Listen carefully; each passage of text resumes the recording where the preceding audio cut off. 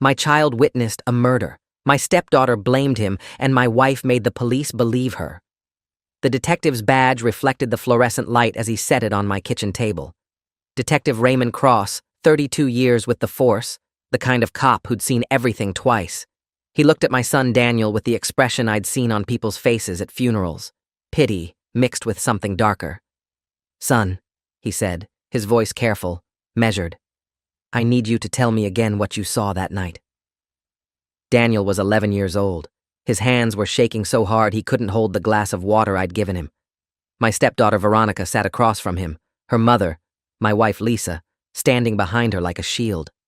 Veronica's eyes were red from crying, but when the detective wasn't looking, I saw something else there, something cold. Something that made my stomach drop. "He's lying," she whispered, just loud enough. "He always lies." That's when I knew our lives were about to detonate. I'd been married to Lisa for 3 years when everything happened. Second marriage for both of us. I had Daniel from my first marriage. She had Veronica, who was 13. We'd done the whole Brady Bunch thing, family therapy, blended family workshops, weekend camping trips where we pretended we were all fine. And mostly we were. Daniel was quiet, observant, the kind of kid who did his homework without being asked and spent weekends building elaborate Lego cities in his room. Veronica was more complicated, moody, secretive, but Lisa swore it was just teenage hormones, Lisa would say. I tried. God knows I tried. But there were moments, fleeting things I'd rationalized away, where I'd catch Veronica watching Daniel with an expression I couldn't quite read. Not quite hatred, but close. Something territorial. Something that made me uneasy in ways I couldn't articulate to Lisa without sounding paranoid. The night it happened was a Friday in October. I remember because Daniel had a science project due Monday, and we'd spent the evening building a model solar system in the garage.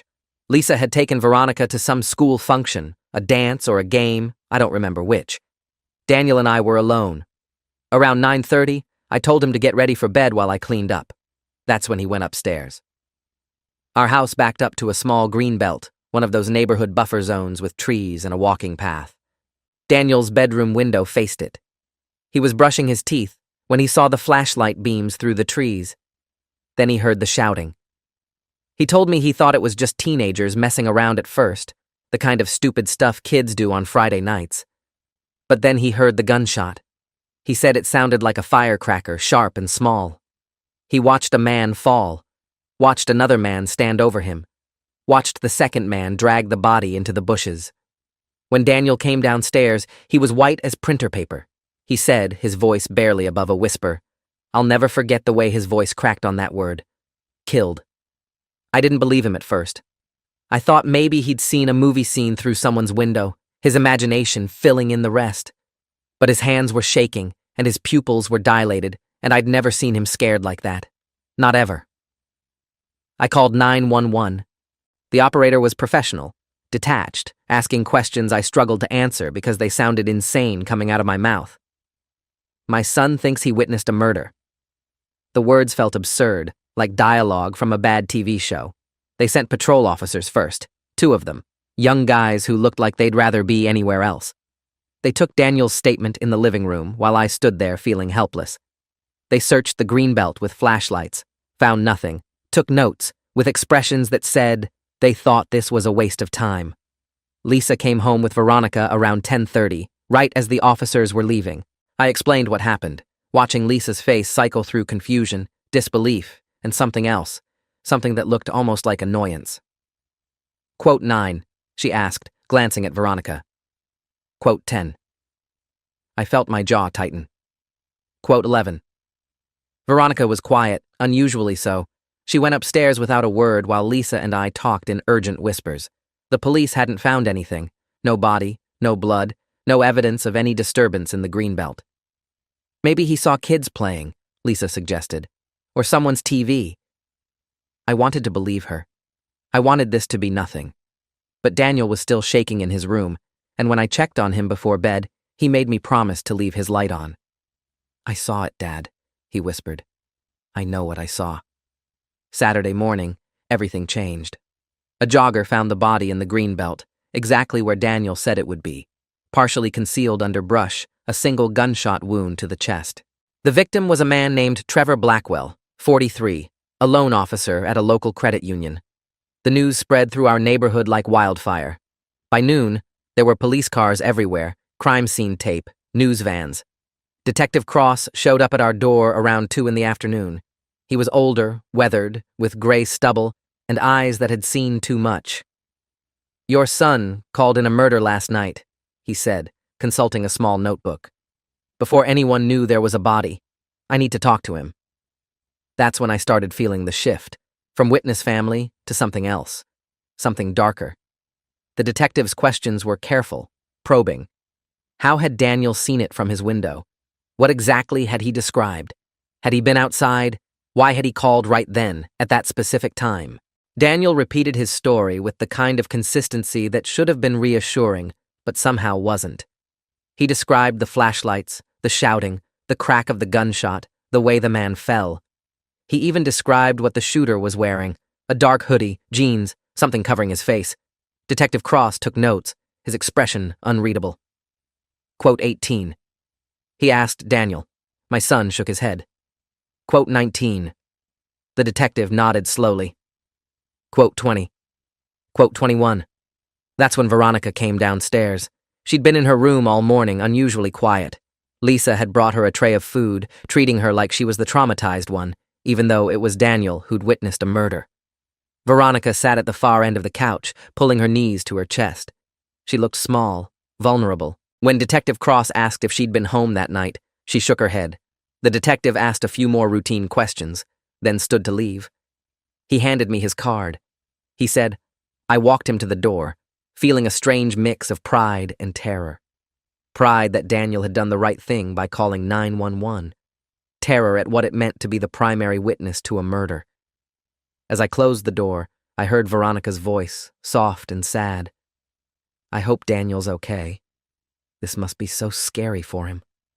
I turned to see her watching him with wide, sympathetic eyes. For the first time all day, she looked genuinely concerned.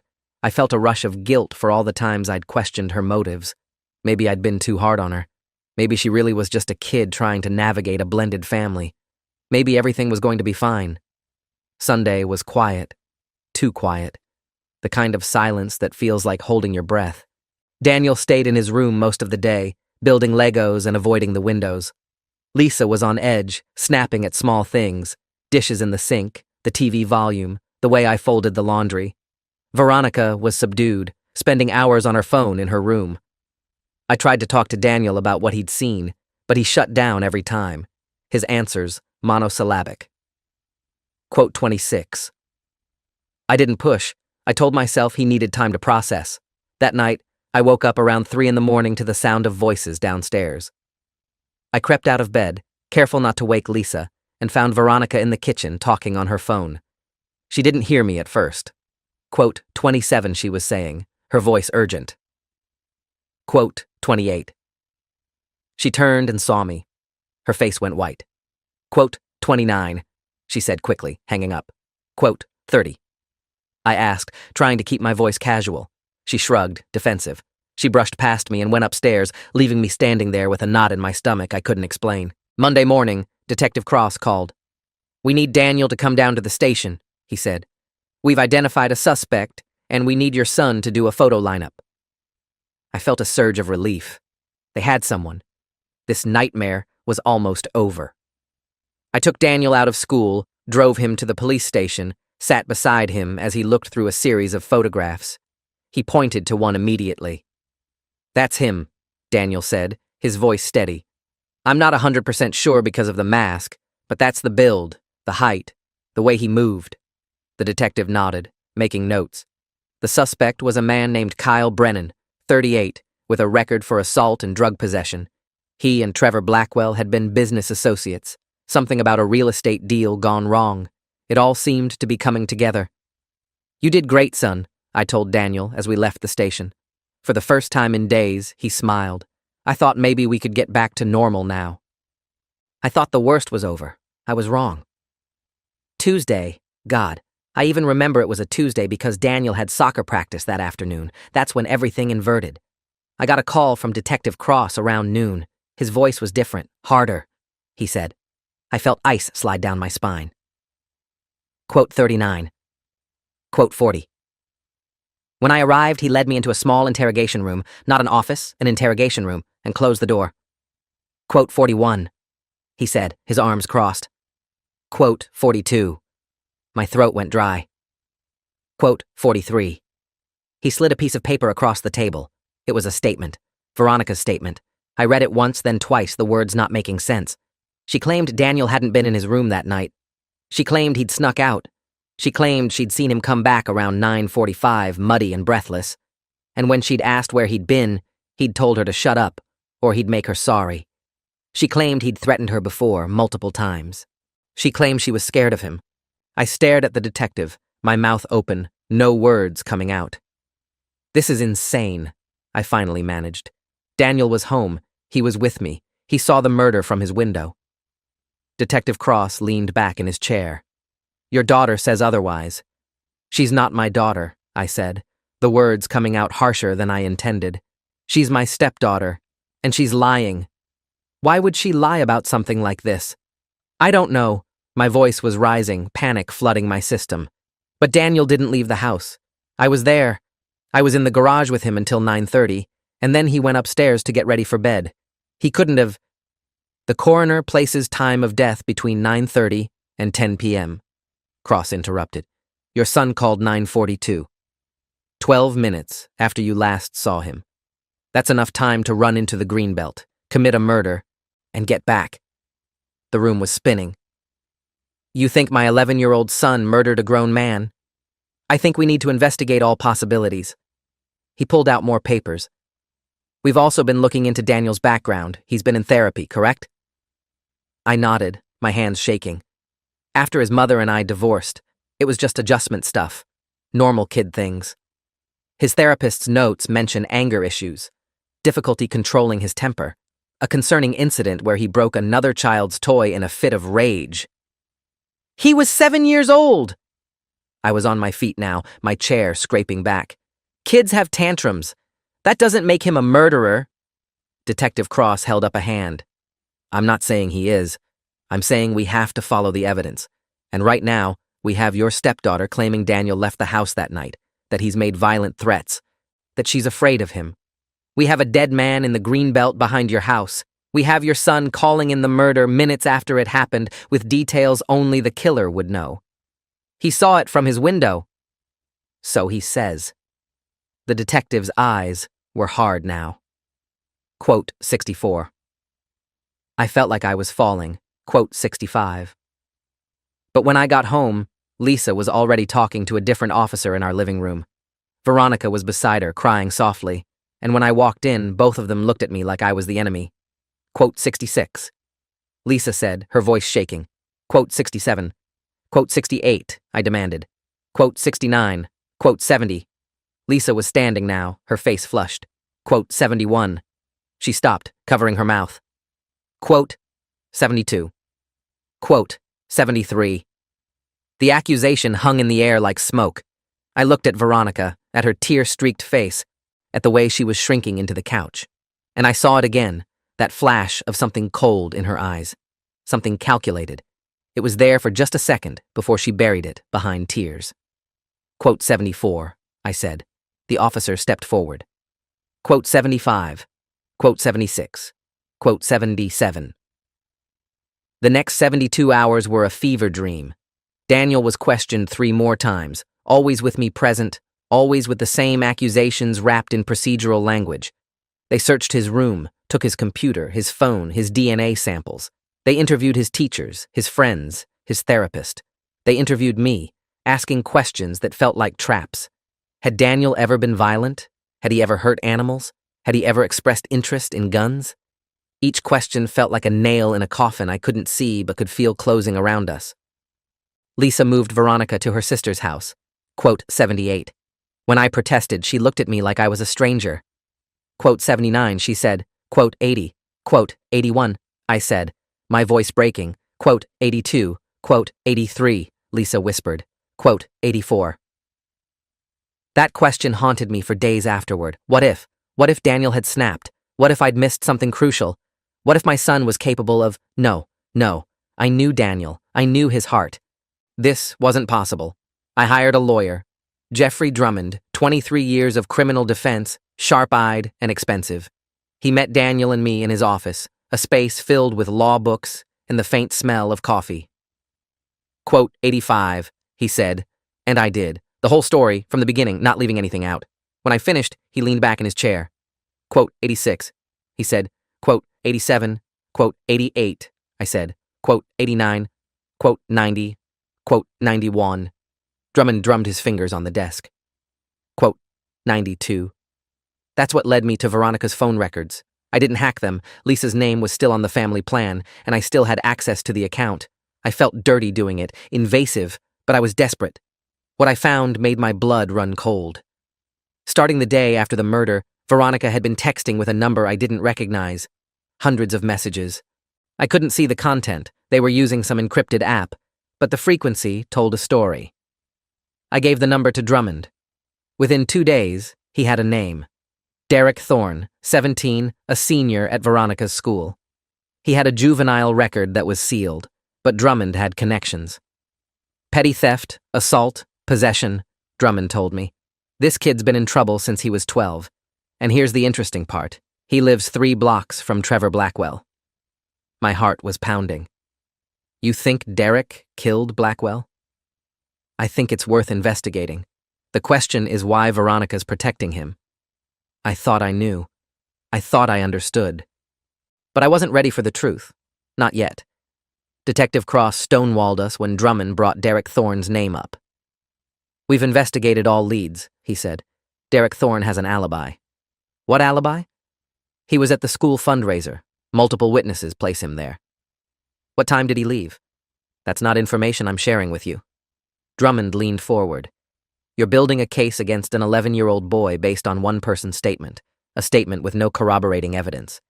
You have another suspect who lives near the victim, who has a criminal history, who's been in constant contact with the person accusing Daniel, and you're dismissing it? Cross's jaw tightened. Drummond said. Quote 106. We left the station with nothing but frustration. That night, I couldn't sleep.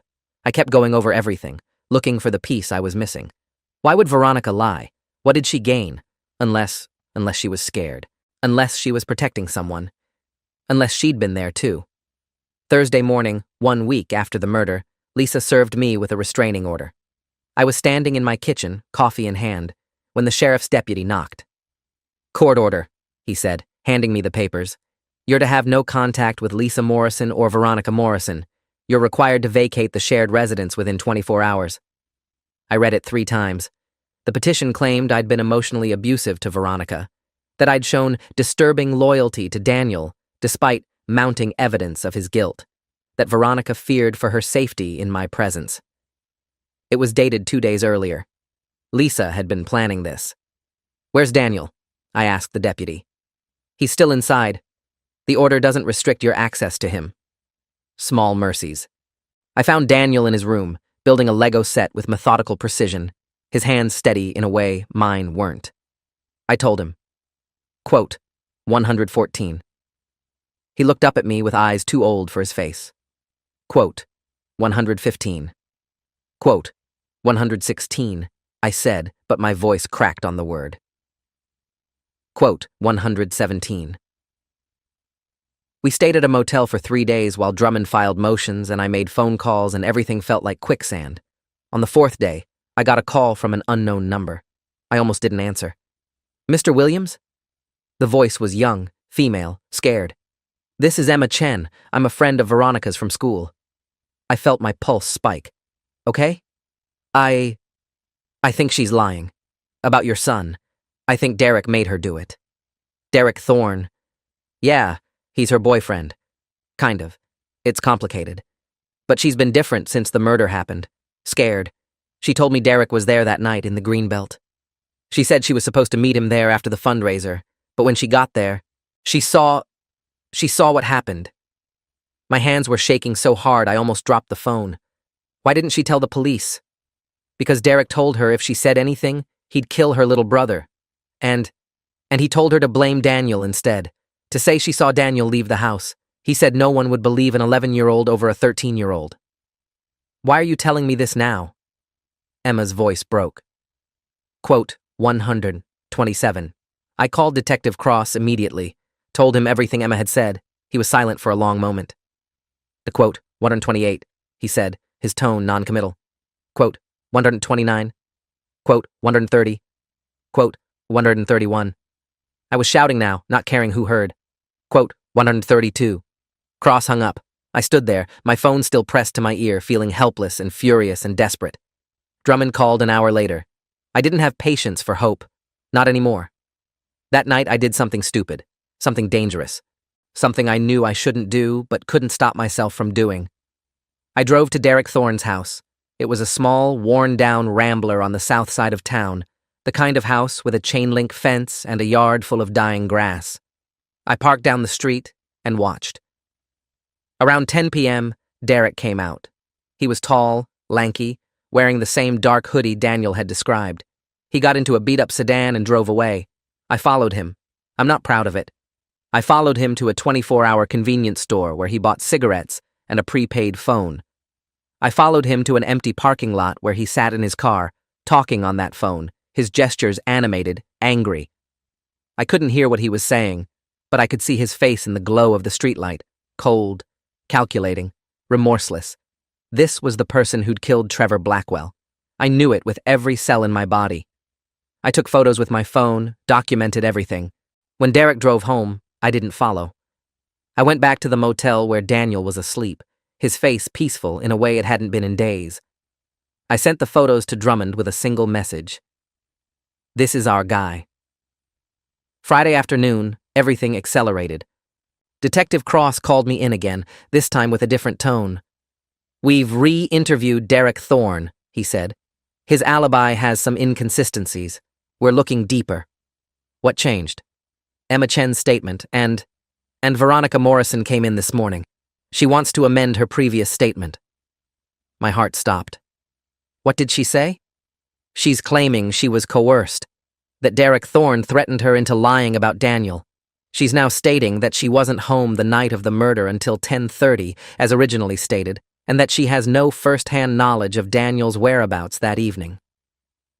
I couldn't breathe, couldn't think. So Daniel's cleared? Not yet. We still need to verify everything, but this significantly changes the direction of the investigation. I called Lisa immediately. She answered on the first ring. I heard, she said, her voice hollow. Veronica told me everything this morning. God, I'm so sorry. I should have believed you. I should have believed Daniel. Why didn't you? Because she's my daughter. Because I thought I was protecting her. Because I was scared of being wrong. Her voice broke. Can you forgive me?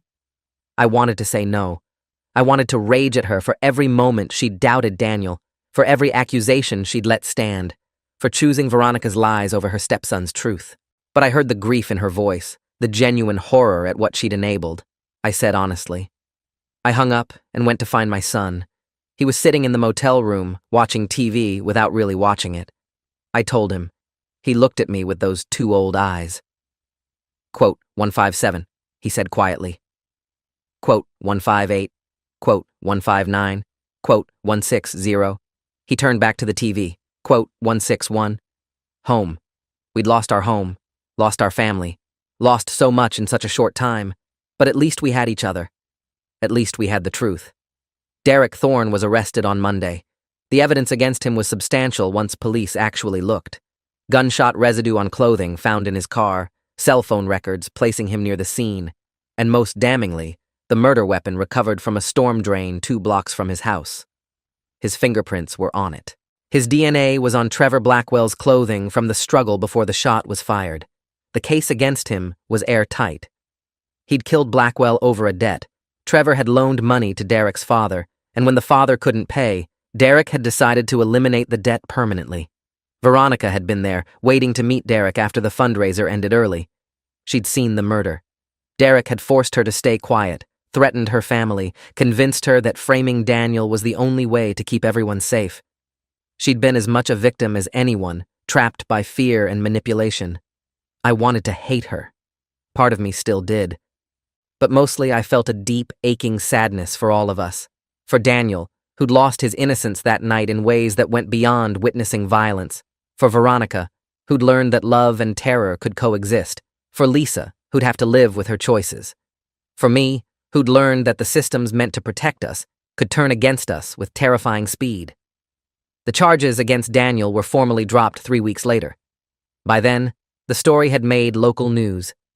Boy falsely accused after witnessing murder, and our neighborhood was split between those who were sympathetic and those who whispered that where there's smoke, there's fire. We moved out of state 6 months later. Fresh start, new schools, new names on the mailbox. Daniel's in therapy now, real therapy, with Dr. Jennifer Lowell, a trauma specialist who actually listens. He's processing what happened, learning to trust again, learning that being right doesn't always mean being safe. He still builds Legos, still does his homework without being asked. But sometimes I catch him staring out windows with a wariness that breaks my heart. Lisa and I are divorced. The papers came through last month. She sends cards to Daniel on his birthday, emails checking in. But there's an ocean between us now that I don't think either of us knows how to cross. Veronica's in therapy too. She sent Daniel a letter last month, a long handwritten apology that he read once and put in a drawer. Maybe someday, he said when I asked if he wanted to respond. Not yet. Derek Thorne was sentenced to 35 years for second-degree murder. He'll be in his 50s when he gets out, if he ever does. Detective Cross sent me a letter after the trial, a short note apologizing for how the investigation initially focused on Daniel. Quote, 165. He wrote, quote, 166. I appreciated the gesture, but it didn't undo the damage. Nothing could. Trevor Blackwell's family sued Derek's family in civil court. They won. Not that there was much to collect. You can't squeeze blood from a stone. Emma Chen graduated and moved across the country for college. She sent Daniel a graduation card with a note inside. Quote, 167. Quote, Daniel kept that card. It's on his bulletin board now, next to photos of his Lego creations and a certificate from his new school's science fair. Small victories, small moments of light in what had been an endless darkness. I think about that night a lot. About the split-second decisions that cascade into catastrophe. If Daniel hadn't been looking out his window at that exact moment. If he hadn't called 911. If he'd kept what he saw to himself out of fear or disbelief. Would Trevor Blackwell's murder have gone unsolved? Would Derek have gotten away with it? Would Veronica have found the courage to speak up eventually? Or would she have carried that secret like a stone around her neck for the rest of her life? I think about the detective who was so certain Daniel was guilty, who built a narrative around a child's testimony and a scared girl's lies. I think about how quickly institutions can fail, how easily we can be convinced to doubt the people we love most. I think about Lisa, who chose wrong and has to live with that choice forever. Mostly, I think about Daniel, about his resilience, his quiet strength, the way he never wavered from his truth, even when everyone else doubted it. He's stronger than me in ways I'm still learning to understand. He taught me that innocence isn't about what you haven't seen or experienced. It's about maintaining your integrity when everything around you is trying to corrupt it. We were at the grocery store last week when Daniel saw a news report on one of the TVs near the checkout. A story about another child falsely accused, another family torn apart by suspicion and fear. He watched it in silence, his expression unreadable. Do you think they'll be okay? He asked me as we loaded groceries into the car. I hope so, I said. They have to fight, like we did. He nodded, thoughtful. Maybe I should write them a letter, tell them it gets better, that they're not alone. My throat tightened. That would be a kind thing to do. He helped me unload the groceries when we got home, putting things away with careful precision. Before bed, I found him at his desk, writing that letter in his careful, neat handwriting. Dear whoever's reading this, it started. My name is Daniel, and I was accused of something I didn't do. I know what you're going through. I know how scared you are. I know how alone you feel. But you're not alone. And it does get better. You just have to hold on. You just have to tell the truth, even when no one wants to hear it. The truth is the only thing that matters in the end. Stay strong. You're going to be okay. He signed it, sealed it in an envelope, asked me to find an address to send it to. I did. I don't know if anyone ever read it. But I know Daniel needed to write it. That's the thing about trauma. It doesn't just take from you. Sometimes, if you're lucky, if you survive it, it gives something back. Not in equal measure, not in any fair exchange. But Daniel emerged from that nightmare with a profound understanding of justice, of truth, of the cost of integrity. He learned that being right doesn't protect you, that innocence isn't armor, that the people you trust can fail you. But he also learned that truth has weight, that it endures, that it outlasts lies and fear and institutional failure. He learned that he's stronger than he knew, that we both are. Some nights, I still wake up in a cold sweat, replaying those interrogations, those accusations, the moment I read Veronica's statement and felt my entire world invert. Some nights, I lie awake wondering what would have happened if Emma hadn't called, if Veronica hadn't found her courage, if the physical evidence hadn't been quite so conclusive. How long would Daniel have been under suspicion? Would they have charged him eventually? Would I have lost him to a system that confused witnessing horror with committing it? I don't have answers to those questions. I'm grateful I don't have to find out, but they haunt me nonetheless. Daniel's therapist says he's doing remarkably well, all things considered. He's processing the trauma in healthy ways, Dr. Lowell told me during our last family session. He's not repressing or avoiding. He's facing what happened and integrating it into his narrative in a way that preserves his sense of self. I asked what that meant practically. She smiled. It means he knows what happened to him was wrong, but he doesn't define himself by it. He's not the boy who was falsely accused. He's Daniel, who happens to have been through something terrible and survived it. That distinction matters. It's the difference between being destroyed by trauma and being shaped by it. Daniel chose the latter. Or maybe he didn't choose. Maybe it's just who he is. Resilient in ways I never had to be, because life never tested me the way it tested him. Either way, I'm in awe of him.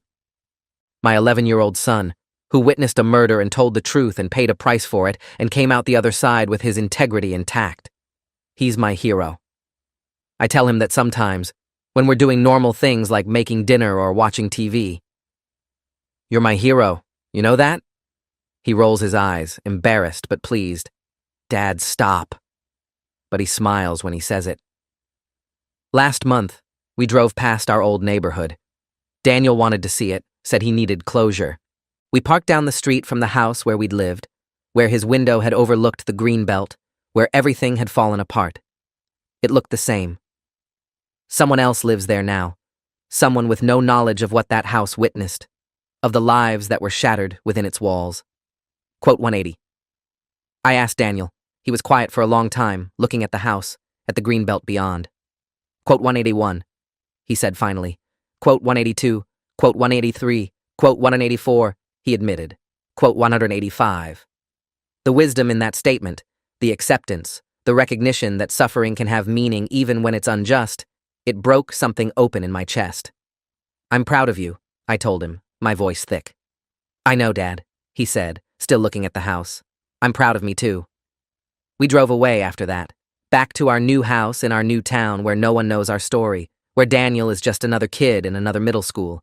He's made friends here, joined the robotics club, goes to birthday parties and sleepovers like any normal 12-year-old. Most days are good. Some days are hard. We take them one at a time. I'm working again, at a job that pays less, but demands less. I coach Daniel's soccer team on weekends. We have a routine, a rhythm, something resembling normalcy. Lisa calls once a month. The conversations are stilted, careful, two people navigating the ruins of what they'd tried to build. She's in therapy too, working through her own guilt, her own trauma. Veronica's getting better, apparently. She's in a new school, seeing a therapist who specializes in adolescent coercion and trauma. She wants to study psychology when she grows up, wants to help kids who've been manipulated like she was. I hope she does. I hope she finds peace. I hope she understands someday how much she hurt Daniel, even if she was a victim too. Hurt isn't a zero-sum game. Being hurt doesn't erase the hurt you cause. That's a lesson we all learned the hard way. Sometimes people ask me if I'm angry, if I hate Veronica or Lisa or Detective Cross or the system that almost destroyed my son. The answer is complicated. Yes, I'm angry. I'll probably always carry some of that anger, a low-grade burn that flares up when I think about how close we came to losing everything. But I'm also exhausted by anger. It takes so much energy to maintain, and I need that energy for Daniel, for rebuilding, for moving forward. So I choose to focus on what we survived rather than what we lost. I choose to be grateful that the truth came out when it did, that Veronica found her courage, that Emma made that phone call, that the physical evidence was conclusive. I choose to believe that the system failed us, but then corrected itself, however imperfectly. Because the alternative, dwelling on what could have been, on the injustice of it all, that way lies madness. I learned that from Daniel. He doesn't dwell. He acknowledges, processes, and moves forward. At 12 years old, he has a wisdom I'm still trying to cultivate, so I follow his lead. I take each day as it comes. I celebrate small victories. I let go of grudges that serve no purpose. I forgive where I can and accept where I can't. It's not perfect. Some days I fail. Some days I'm consumed by rage at how close we came to catastrophe. But most days, I just focus on being present, on being the father Daniel deserves, on making sure he knows he's loved, believed, and safe. That's all any of us can do in the end. The other day, Daniel asked me if I'd ever write down what happened to us. I asked. He shrugged. I thought about it. Thought about the therapeutic value of naming trauma, of organizing chaos into narrative, of creating meaning from madness. I told him. Quote 192. Quote 193, he said. Quote 194. So here it is, the truth, as I understand it. The truth about the night my son witnessed a murder and was accused of committing it. The truth about how quickly we can be failed by the people and systems we trust. The truth about resilience, about courage, about the cost of integrity. The truth about a 12-year-old boy who looked out a window at the wrong moment and paid a price for his honesty. This is his story. Our story. And if you're reading this because you're living through something similar, because your child has been accused, because you're fighting a system that's turned against you, because the truth feels impossible and no one seems to believe you, I want you to know, you're not alone. Hold on to the truth. Document everything. Trust your instincts about your child. Find good people to help you fight, and remember that the truth has weight. It has gravity. It will surface eventually, even when it feels impossible. You just have to hold on long enough to see it happen. We did. You can too. Thanks for watching till the end. Make sure to subscribe and like to not miss the next story.